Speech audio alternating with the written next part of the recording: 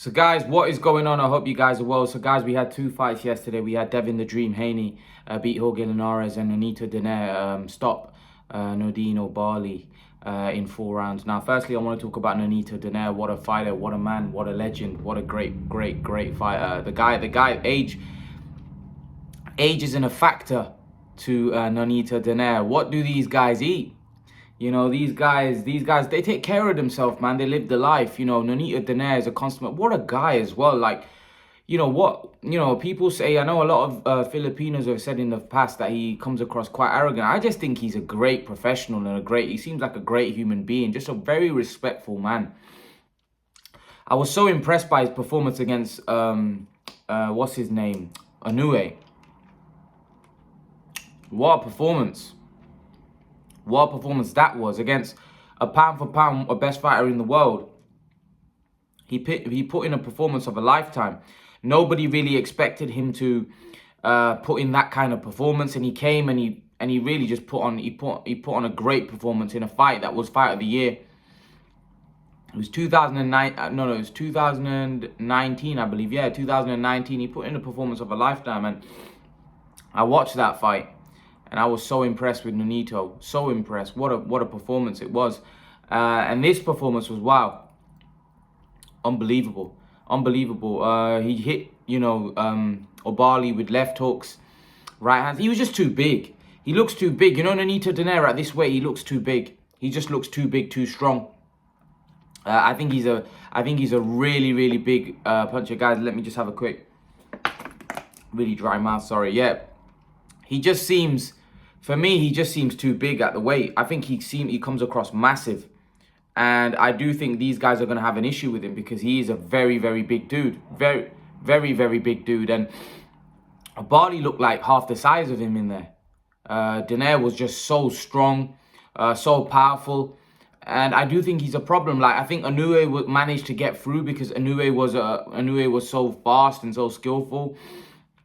But even Inoue struggled in against Donaire. Donaire hurt Inoue a couple of times in that fight. And I think Oubaali, who's not as good as Inoue, he just couldn't handle the strength, the power, the size. Donaire's a problem at this weight. Donaire's a huge problem. He's too big. He's too big. And I do feel that the only guy probably beats him is Inoue. That's it. I think Donaire is a real force in around that weight class. I like a fight with Donaire and Rigondeaux. Guillermo Rigondeaux. I feel that would be a great rematch. Both kind of like similar ages. Although Donaire's 38. And they say that Rigondeaux's 40. But, some people say he's a lot older than that. He definitely looks older than that.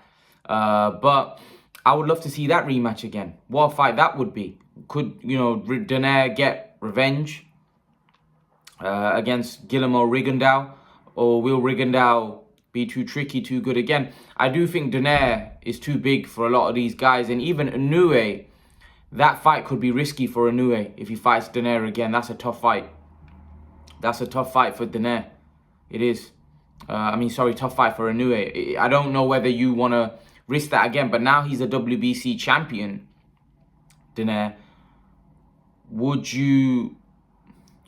you be willing to risk that in a unification fight? Because Casimero is the other champion. And Casimero and Inoue, they were talking about fighting. But now Inoue, that doesn't seem like that's happening. Isn't Casimero fighting Rigondeaux? I believe Casimero's fighting Rigondeaux. So, yeah, hopefully these guys can all fight one another.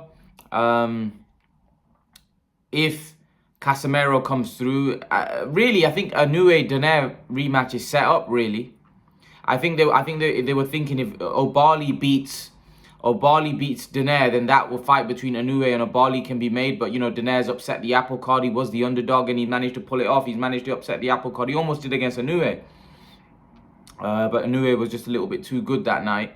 But can a rematch? It definitely warrants a rematch. That fight definitely warrants a rematch. Because it was a very close fight, very good fight. And like I said, Donaire had Inoue hurt in that fight. That was a very good fight. So I would love to see that one again. Donaire keeps going from strength to strength. Donaire looks unstoppable right now. 38 years of age, and he's on great form. He looks great. I personally would love to see the rematch between Donaire and Inoue.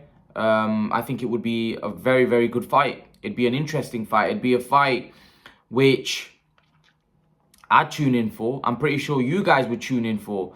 So yeah, hopefully they can make it happen. Hopefully they can make that fight happen. Hopefully we can see it. Like I said, I'll definitely be tuning in. I'll definitely would be tuning in if they make that rematch, because like I said, I was like a kid in a candy shop when that fight happened. I was so happy. You could probably remember my post-fight videos. I was like a kid in a candy shop. I was like so excited. You know, I was saying this is one of the greatest fights I've seen. That was an unbelievable fight by two unbelievable fighters. Inoue was left with, I believe, orbital fractures.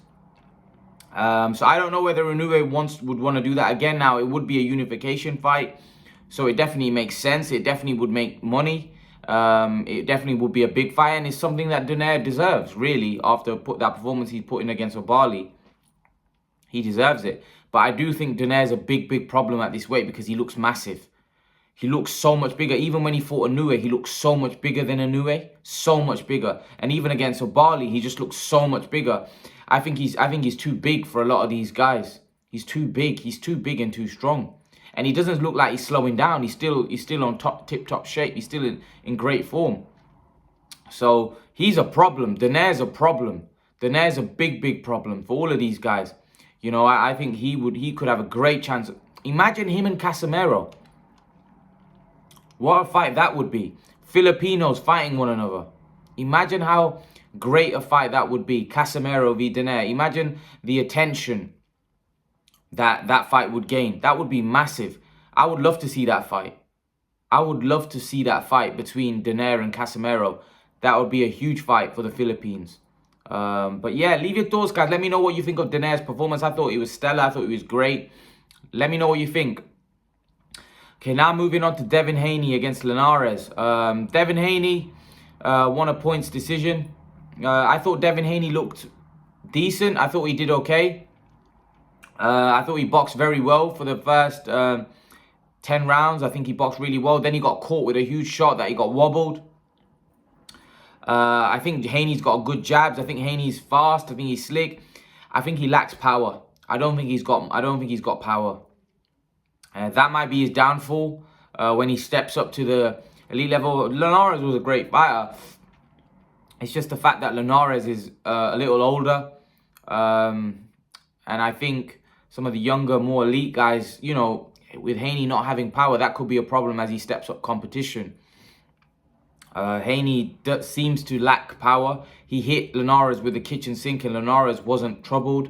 But when Linares definitely troubled Haney, and you know, in that 10th round, he was kind of all over the place. I think the bell came at the right time.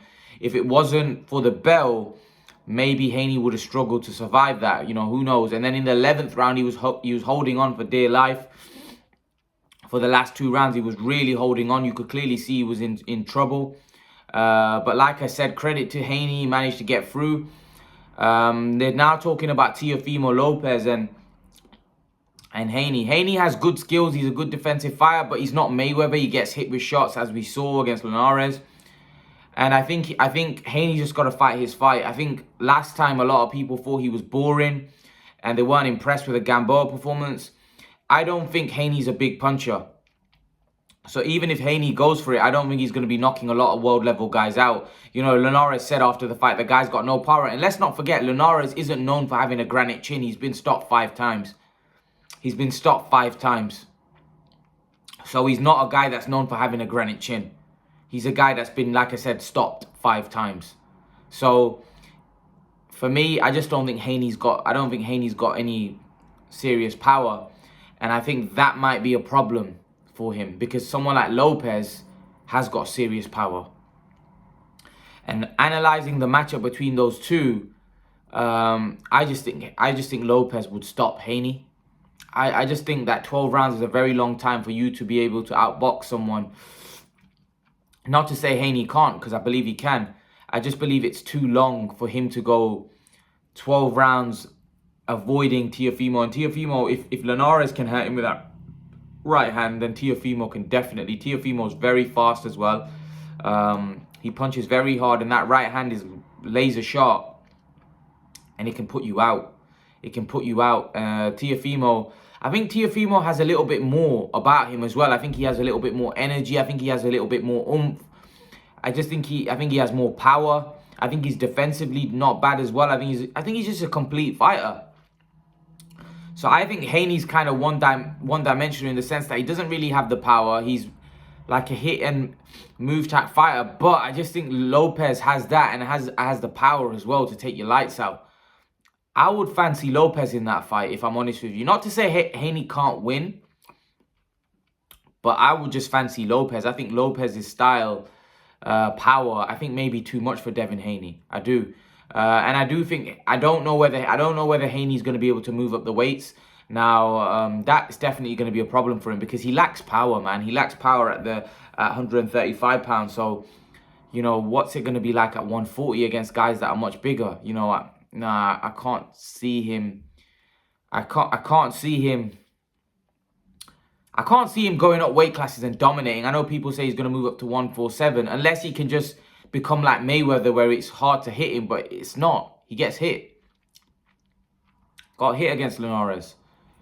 So I just think it's going to be difficult for him. I think 135 might be his weight. I think it's going to be difficult for him to move up weight classes, to be honest, and dominate. You know, he might be able to move up weight classes and win a title against a weaker champion because there are 4 champions at the end of the day. I know in the 140 pounds there's Josh Taylor now, but I think Josh Taylor's going to move up or he's going to vacate soon. So those belts will become scattered again. So yeah, I don't know. I don't know with Haney. I think there's still a few question marks there. He does not have the power, so it's going to be interesting to see how far he can go with the style that he has. Maybe, listen, maybe he beats some more. Maybe he's just too slick. Maybe he's just too good. Who knows? You know, I do think Haney's got skills. He's definitely got fast hands. He definitely, you know, moves around the ring well. He's got a good jab. But like I said, that lack of power, or not even a lack of ability to hurt guys. You know, you can be fast, like Ryan Garcia, for example. He's fast, but he has the ability to hurt guys. Haney's fast, but I don't think he lacks that. He lacks that, you know, that explosiveness in his punch. I just think guys at the top level have taken it quite comfortably. So yeah, it's going to be interesting to see, man. It's going to be interesting to see where his career goes at world level. I do think it's not going to be easy for him with the lack of power. You know, but time will tell. I think he's,